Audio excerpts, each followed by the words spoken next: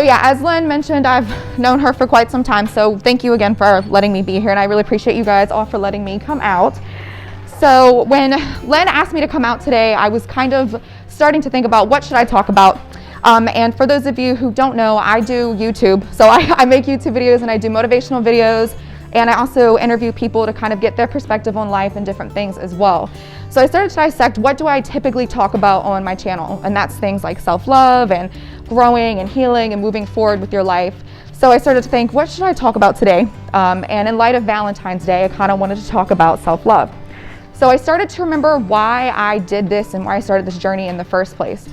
And that is a life motto that I live by, and it comes from our Martina McBride song, Love's the Only House. And if you're not familiar with that lyric that I'm referring to, it's when she says, love is the only house big enough for all the pain in the world. And that has stuck with me so much so that it's actually, I have a tattoo of it because I love that saying so much. Love for yourself as well as love for others, and that has been something that I reiterate time after time. So during my time here, I want to talk about the importance of self-love and loving, neighbors, strangers as well. To start, I want to kind of talk about the importance of what self-love is, but I do want to make it a little bit more interactive. So what do you guys define self-love as? What does that look like for you? Anybody? Yeah, okay. Yep, very true. Yep. So I do like that answer, and it's really funny because time after time, and I really thought that I was somebody who was good at self-love. I was confident in myself. I was working out, I was eating right, I was taking care of my skin, and all the, the whole nine of what you thought you're supposed to do. But I slowly started to realize that I did not love myself like I thought I did, because I was constantly putting my need to satisfy other people and their desires and wants ahead of my own. I was staying in really bad relationships, both romantic and not romantic, and ultimately I was putting myself on the back burner. So I would stay quiet for the sake of peace. I didn't want to cause altercation. I just didn't like that. I would allow people to walk all over me because of the same need that I had to feel what I thought was love. Over time, I came to realize that it was so much deeper and that I really did not love myself like I thought I did. I was that person who thought self-love meant taking a nice bath with the bath bomb and a glass of wine and some candles, but I began to realize again that it was deeper than that. This was obviously after all those bad relationships, the drama, the pain that I was dealing with. And while I'm not perfect by any means, I wanted to kind of share what I learned about self-love. During this roller coaster adventure that is loving yourself through thick and thin, I realized that I have to put myself first, and that's more than okay to do so. I do have a daughter, so even as a mother to a child, I realized that I really had to put myself first, because until I did that, I wouldn't be capable of loving anybody else how I should. And oftentimes, especially when you have children, you're told that you're on the back burner. It's officially, the kid comes first, everything comes first except for yourself. And while that can often be true based on the situation, I discovered again, until I put myself first and foremost, I would never be able to be capable of loving somebody else how they needed to be loved. And we'll touch base on this in a little bit when we talk about the importance of loving others. But I don't know if you guys have traveled, if anybody's traveled, you've been on a plane. I'm sure when you load, you hear the flight attendant say, if the plane goes down, you have to make sure to put the mask on yourself first before you can put it on anybody else. And that saying has stuck with me so much because I think that speaks a lot to self-love. Until you take care of yourself, you're not capable of doing that for somebody else. I learned that self-love means not arguing with people who are committed to not understanding you, with people who are committed to not liking you. Yes, and Exactly. And I realized that it also means not everything needs a rebuttal. You don't need to defend yourself over everything. And that was something that was really hard for me because I was a very defensive person. So I would feel like I had to kind of defend myself in every situation. And I realized that's not what that is. It means holding yourself accountable for ending those toxic family cycles that you feel like is just something that's going to be in your family forever, but you can end it. Self-love means ending those bad habits that are no good for you, because when you know better, you should be doing better. It means making it a point to heal from your past and any pain that you may have gone through. And it means making opportunities for good people and good things to come into your life by ridding of those who are not conducive to a better future. So what does all this have to do with the lyric, love is the only house big enough for all the pain in the world? The reality is, as my pastor would say, we live in a very busted and broken world. Bad things happen every day. It's a part of life. It's going to continue to happen, and it stinks. Some of us grew up in really bad homes. Maybe you've lost somebody recently, you lost a job, maybe you were bullied as a child, whatever the case may be. And the biggest thing that all of these have in common is they make you question your value and they make you love yourself less. I know this was definitely true for my life. I loved myself less than I thought every time I stayed friends with somebody who I knew was betraying me, they were mean, they weren't a really good friend. I loved myself less every time I stayed in a relationship, again, whether it was romantic or with a friend, than I should have, and I gave into a bad habit that I knew I shouldn't have. And although these were a product of my upbringing, these were situational based on what was around me, they were clear indicators that I did not love myself like I thought I did. And I definitely didn't love myself enough to get rid of those people and the situations that were causing that pain. I stayed friends with people who I knew were betraying me because I had a really bad need for everybody to like me. I wanted everybody around me to like me and be my friend, so I stayed friends with these people who were not good for me. It caused me to stay even though I knew that they were the ones hurting me. I stayed in relationships longer than I should have because I had really bad abandonment issues. I had problems with facing conflict. I didn't talk about when I had a problem or an issue going on in my life. I held on to unhealthy and bad habits because they were simply easy and it was comfortable and I didn't want to be uncomfortable. So when I took a step back to dissect what was going on in my life, I started to say to myself, okay, I know why you're like this, but now you have to do something about it and move forward. And that's when I knew that self-love really, truly is the only answer that can fix those issues. Now, to make it clear, again, by no means am I perfect, nor do I think I am. On my YouTube channel, I say all the time, not perfect, and I'm not pretending to be. This is definitely something that I'm continuing to learn every single day, and I think we all will. However, I knew that until I was able to walk away from people who were disrespecting me and put myself first and foremost, I would never fully reap the benefits of what it was to love yourself. So that's exactly what I did. Slowly but surely, every single day, I started to eliminate people who were not conducive to a brighter and better future. Each and every day, I got stronger and smarter and more resilient, and more amazing people and opportunities happened in my life. This is when I realized that self-love is actually fun. It's a fun thing. It's not just the bath bomb, but it's fun trying to figure out what is going on in your life and how to fix it.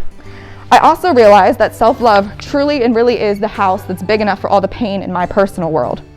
And as I mentioned, since it is a non-stop journey, I continue to practice these habits every single day that leads me to better self-love. I continue to surround myself with people who are conducive and beneficial for me. And I continue to strive for greatness mentally, emotionally, spiritually, physically. And because I now understand that self-love is the only house that's big enough to take that pain away, I practice it every single day. I know we live in a time where it seems like maybe, I don't know, alcohol or money or anything else is the answer to taking away that pain. However, it's not. And I would be lying if I said that I didn't fall victim to those thoughts at some point in my life. But I realized that self-love has been 100,000% surpassed the feeling that any substance could have given me to feel good about myself. Waking up every single day and choosing yourself and choosing to love yourself is a superpower that I wish on everyone.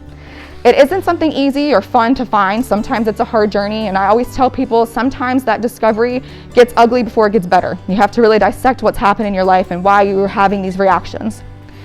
But choose to love yourself enough each and every day to know when enough is enough, when to serve yourself first, when to say no, when to walk away.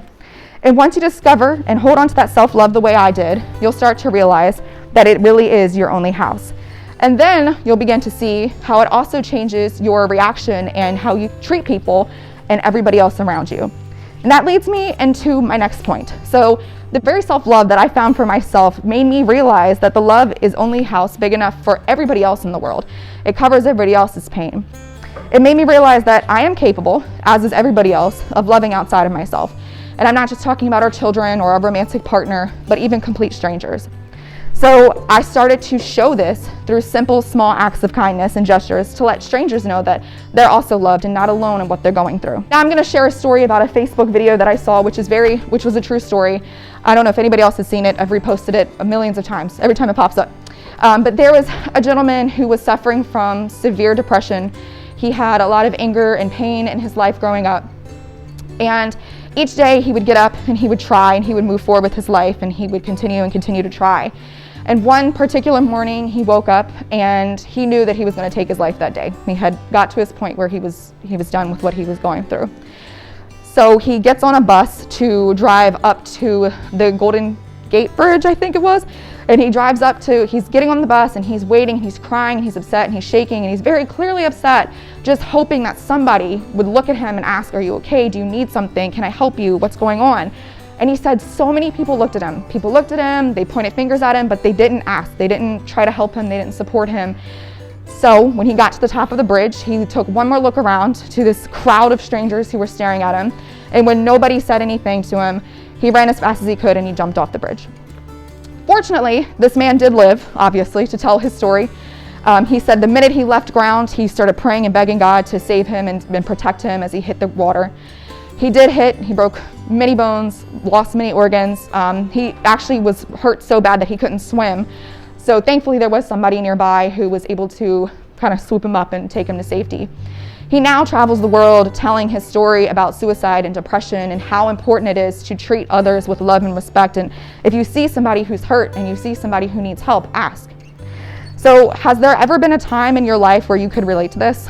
That's a general question. Has there ever been a time where you feel hurt and upset or disappointed and you really just hope that somebody, even if it's a complete stranger, would just give a helping hand? Maybe there's been a time where you were having a really bad day and work was bad, your boss was mean, everything was going bad, and you get home and you're really just hoping that your family would be patient with you, not begging you to make dinner or clean the house or whatever you're supposed to do when you get home. But they don't. They're pushy, they want help, they need you, and you just really need to relax and just calm down from what happened for the day. Or maybe you just got some really bad news as you're entering a grocery store and you're hoping that the strangers in the grocery store will be kind to you and they'll be nice, but instead they're really rude and pushy. Or again, anything that was going on in your day that you were just truly hoping somebody would calm down and let the world be at peace for a moment. I know for a fact that these moments have absolutely happened to me where I've been extremely overwhelmed. There's anger and pain coming in from like multiple different places because when it rains, it pours. So I feel like bad days come in multiples of 10. And I was really just hoping somebody would say, do you need anything? Is there anything I can do for you? Do you just want to talk? Let's just talk it out. I know that I've experienced those and I'm sure I'm not the only one. And because I could relate to this feeling, I started to think, well, what would make me feel better? How would I want to be treated in this situation? And so it slowly started to make me do small and subtle acts of kindness and ways of showing love to strangers. For example, I would pay for the person behind me's coffee when I was getting my Dunkin' Donuts crave in the morning because that's amazing and I like when people do it for me. Or I would let moms, and I always let moms who have screaming, crying kids at the grocery store go in front of me instead of judging them and pointing fingers because I know my 3-year-old does that too and she can be crazy and I can't control that. So instead of being rude and cutting eyes and trying to get her to hush her child, I let her go first. I make it a point when I'm out in public to compliment people, even if it's something as small as I like your hat or even a nice smile. And you can watch how this brightens people's day and their lives. I am constantly on social media, which is how Len and I communicate and how I do what I do. And I constantly remind people that my direct messages, my emails, my phone, everything is available as a way for you to contact me if you feel like you have absolutely nobody in the world else to talk to. And again, I watched as these small and subtle gestures helped change people's mood, even if it was just for 5 minutes, and ultimately people's lives. I do these videos and I constantly do them. I'm constantly talking to people. And as it got bigger and it became more noticeable, I was getting messages of people telling me that they were depressed to the point where they were thinking of suicide. They were upset and they watched a video or they reached out just to talk and that I calmed them down and brought them back to life. So that's why I continued to do this. And then I watched how it was a ripple effect. So you change one person's mood and then they pay for the person behind their coffee or they reach out and give somebody else a hug. And it became something that was everlasting for multiple people, not just the person that I touched.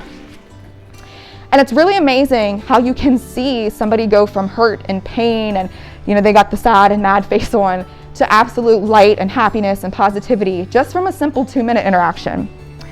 And then they turn around and they make that difference for someone else. You see, the love that I gave a stranger in those moments was the house that was big enough for their pain. It took their hurt and their pain away. Even if just for 2 minutes, 5 minutes, whatever the case may be, it was the thing that they needed to feel loved and like they were not alone. You truly do never know what someone's going through. So I know it's easy to judge. It's easy to have a bad day yourself and you kind of take that out on other people. However, it's super important to know that everyone needs to feel that love and support that you would want to feel as well. So I promise this isn't me trying to make you do something you're uncomfortable with or outside of your capacity. But this is me just reminding you that love really is the only house that's big enough for all the pain in the world. It's definitely not being mean to your stranger or your partner. It's definitely not being judgmental and hurting everybody else. And always remember that love will be that pain taker for ourselves and for others. So if you remember nothing else this entire time, love yourself and love others, and make sure that you let the love be the house that takes away all the pain that the world has to offer.